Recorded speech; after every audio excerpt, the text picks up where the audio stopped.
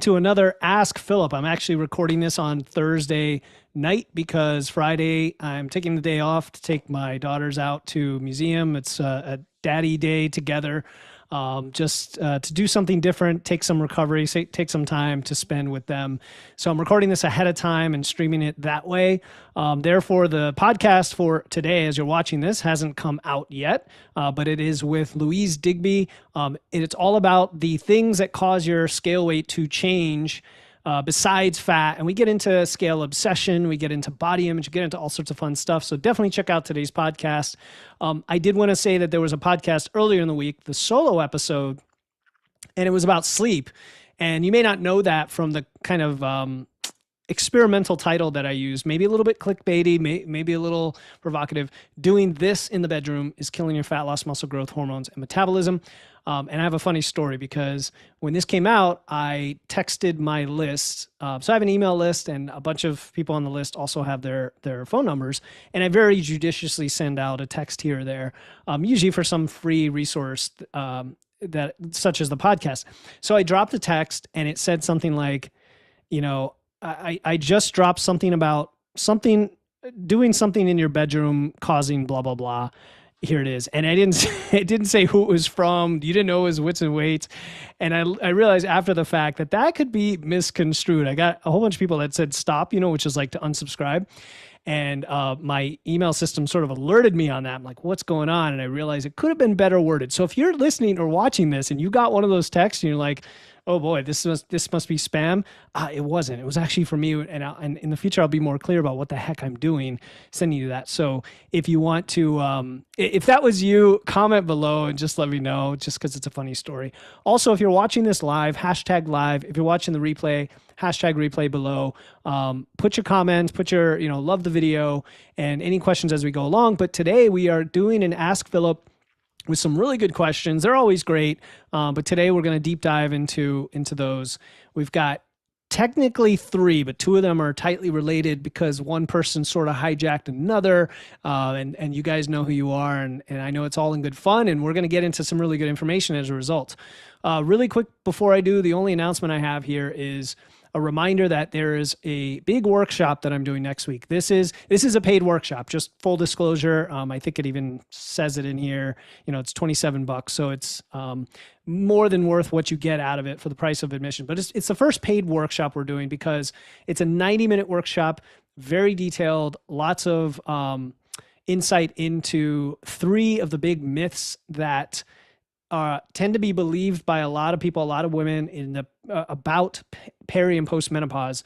And we want to dispel those for you so you know that you do have total control regardless of hormones. And hormones are almost never the problem, to be honest. They are a factor, but there are a lot of lifestyle aspects that can easily mitigate or overcome that for most women, assuming there's no underlying medical issue. That's a whole different thing. But that's the kind of information we're going to go over. It's going to reveal a lot of that for you, give you a plan, and then afterward, you're going to get a free guide, a free action plan, and 2 weeks free access to WWPU. So right there, that is well worth multiples of the price of admission. It's next Thursday, June 13th at 7:30 p.m. Eastern. And yes, the replay will be one of the bonuses provided if you register. So if you want to register to get the information, the replay will be sent out within 24 hours. Okay. So having said that, let's go into Ask Philip. And for those of you not familiar, this is always posted. Let me go back to the top. This is always posted in the featured section. We do it every other week. We post it. Alan posts it for us on Monday, and then you have until the following Thursday, so almost 2 weeks later, to post your question, and then I answer it live on Friday, like I'm doing right now. And it's your chance to ask a very specific question and get a little bit of coaching or some of my thoughts or insight. Think of it like a podcast Q&A, but it's a little more detailed because you can personalize the question, quite extensively. So that's all I'm going to say about that. So we have two question areas. I'm going to start with the more recent one, which is shorter, and I'm not going to say it's easier, but I don't think I'm going to have to spend as much time on this one. And the question is from Rudolph. And Rudolph asks, I've made a lot of progress so far in my journey, lost 40 pounds of fat in 3 months.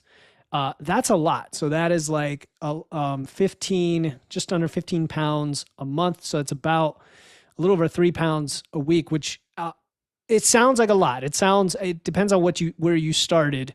It sounds like potentially it was well beyond that 1% body weight per week. Let me know in the comments, Rudolph, because I didn't ask that clarifying question. This is the kind of context that helps. When folks ask the questions, the more information you can provide, the better. But not to criticize you, I'm just assuming if you were even, let's say, 250 pounds to start, that comes out to well over 1% per week, which could lead to muscle loss, right? Not always, though. When you have excess weight to lose, you can go more aggressively, and sometimes your body, because of the extra fat storage, can handle that, and you actually don't lose muscle. So I'm not trying to fearmonger at all. I think that's amazing that you lost 40 pounds of fat in 3 months, especially if it is mostly fat and not just scale weight, right? And that's another thing I'd be curious about, Rudolph, is like, what was your body composition change? And when we get into the second question today, you'll have a lot more context on that stuff.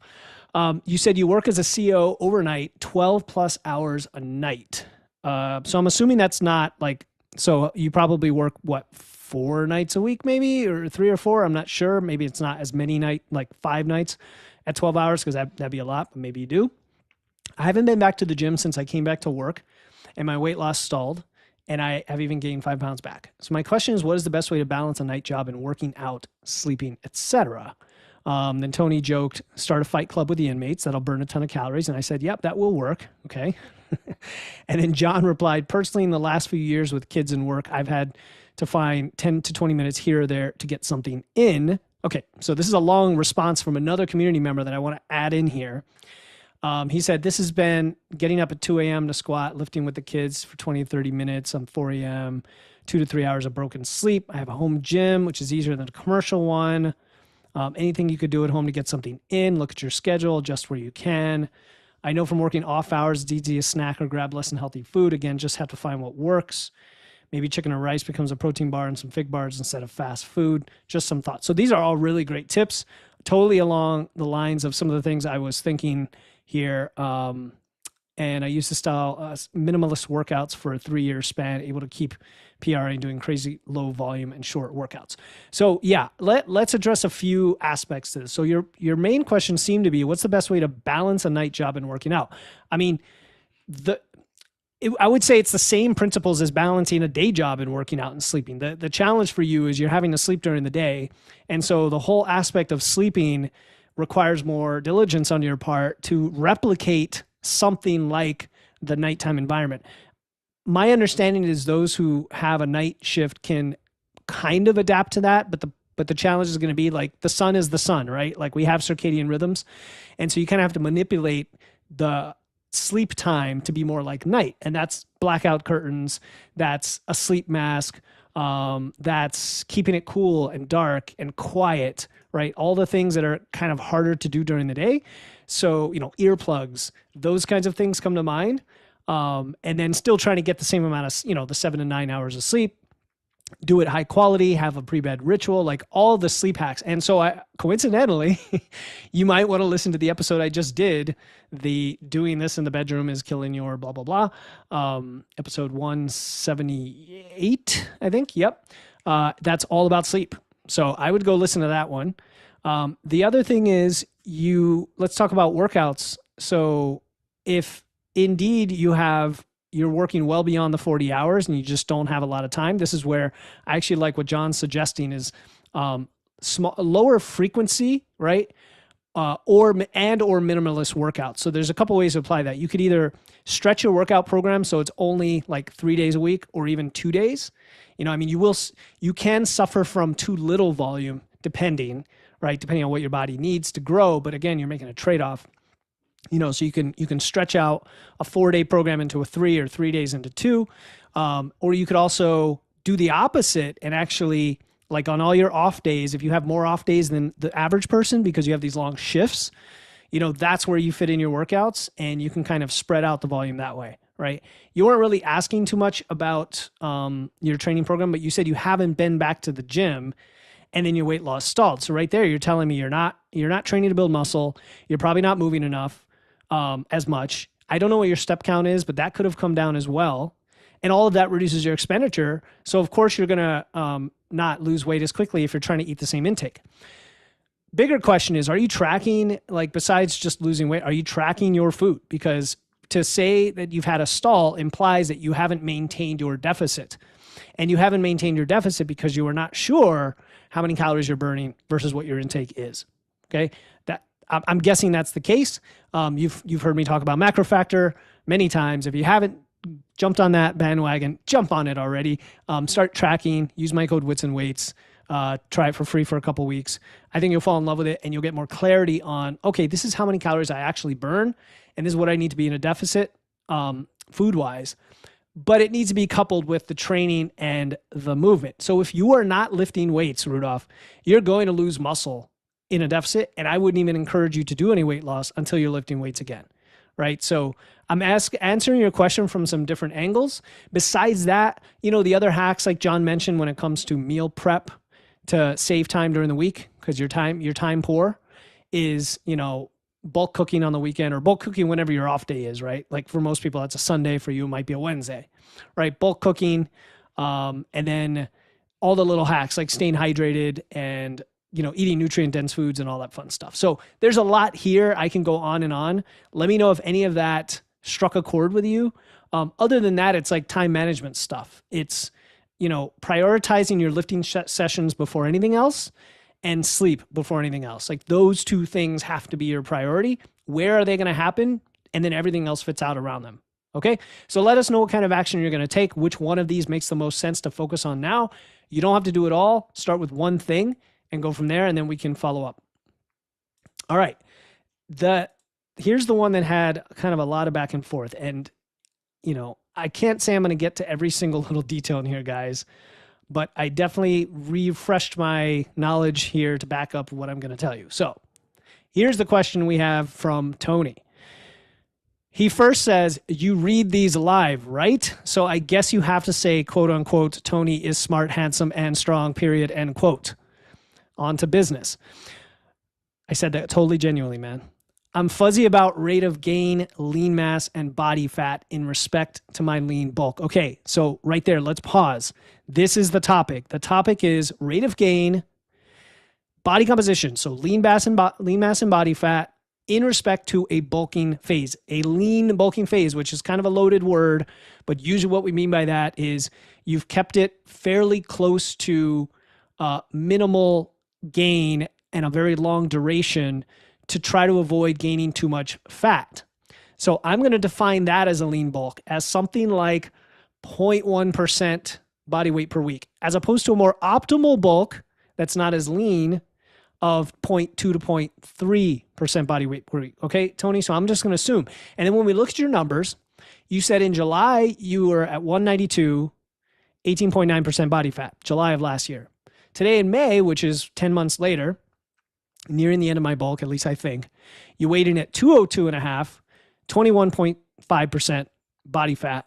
I use the Navy formula. So for those, I'm going to repeat some of these numbers, and I did some math on my end just to make sure we're breaking this down and understanding the situation. So again, he ended the cut at 192, 18.9%, and then ended his bulk, or right now where he is in his bulk, 202.5, 21.5%. So at the end of his cut, when he started the bulk, he had about 156 pounds of lean mass, 36 pounds of body fat, now 159 pounds of lean mass, 43 pounds of body fat. So he gained about 3 to 4 pounds of lean mass and about 7 pounds of fat, right? I think that's what you're telling me.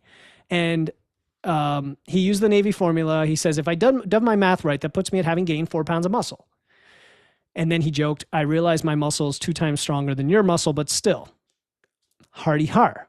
I realize body fat percentage measurements are ranges. So if I keep my current PR train going and bulk beyond 205, what could that look like in terms of body fat to lean muscle ratio?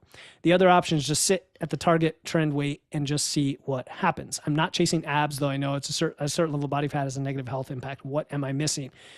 Thank you, and don't ask me to cut down to 160 with you. Okay.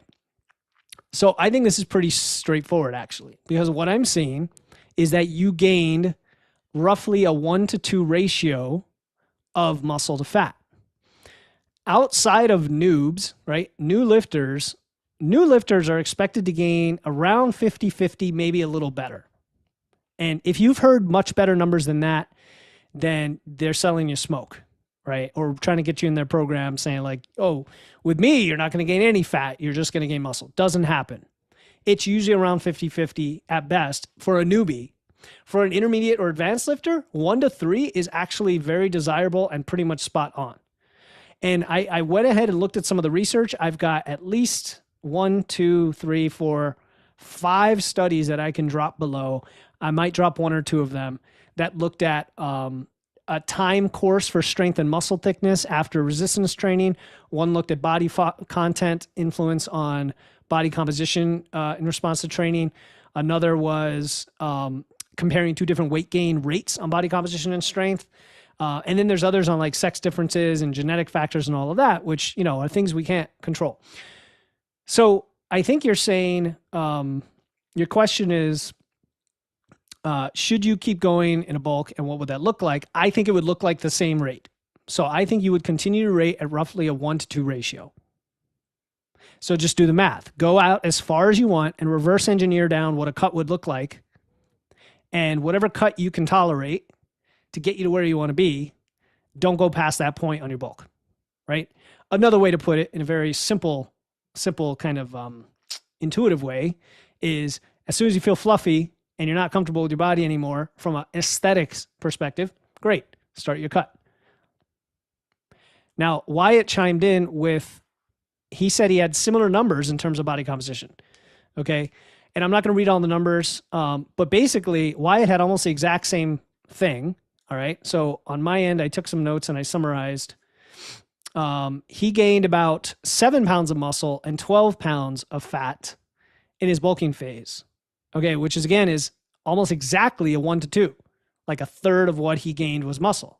So Wyatt, same thing. You've already got a bunch of muscle to start. You're already an intermediate to advanced lifter, whether you know it or not. So 1/3 muscle, 2/3 fat is perfectly fine. Now, in your question, you added the fact that you went through a cutting phase after that, and you said you lost 8 pounds of fat and 4 pounds of muscle. So now here's where I want to throw in the caveat to both of you guys.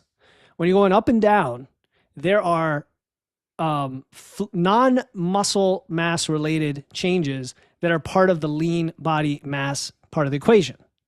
Let me repeat that. Lean body mass isn't just muscle, right? It's all your organ mass and it's water and fluid, glycogen, all of that. So when you're in a transition or when you're in a deliberate phase of cutting or bulking, you're kind of either sitting with extra fluid or a deficit of fluid because you're already always pushing in that direction, if that makes sense. So meaning when you're gaining, you're always kind of carrying an extra bag of fluid in your body. And then when you're losing, you're kind of a little bit dehydrated from that fluid. And then maintenance is the norm. So when you bulk and then you take your measurements at the end, you might find that you've actually gained, or what am I trying to say here? When you cut, it might look like you've lost more muscle than reality because you were carrying more at the end of your bulk. And now you've lost some of that fluid right away. And then plus the muscle, you add it together and it looks like a lot of lean mass, but it's not all muscle. So that's the key that I'm trying to get at here, is that for you, Wyatt, you were worried that you were gaining and losing roughly the same, like you were gaining 7 pounds of muscle, but then losing 4 pounds of muscle. Doesn't that seem like you're taking a step back? I don't think that 4 pounds is all muscle. I think maybe 2 pounds is muscle, which you're going to potentially lose some muscle during a cut, right? Especially if it's pretty aggressive or pretty long or whatever. But don't be worried that you actually you netted out.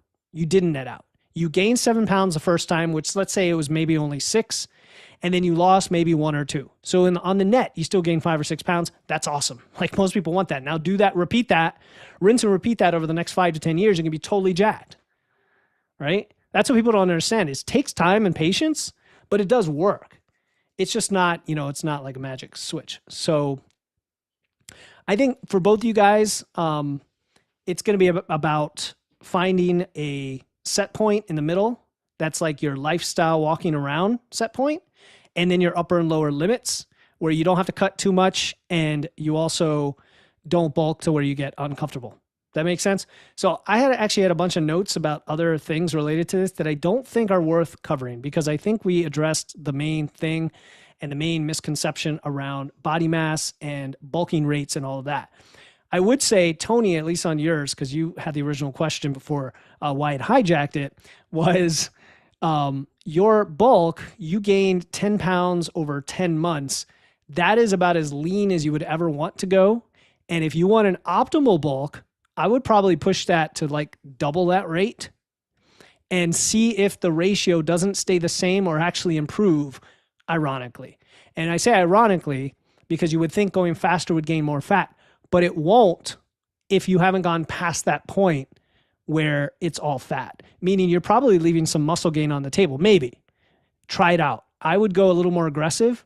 You could do it for like 7 months, 6, 7 months, and see if you don't get the same ratio, but in less time. All right. That's it for today. I hope I answered the majority of what you guys asked, because there was a lot of detail in here. Wyatt, man, just join our coaching program, because then we can dig into all of these in detail. And no, I'm kind of just joking, because you've been like taking this information and applying it constantly and always asking the right questions.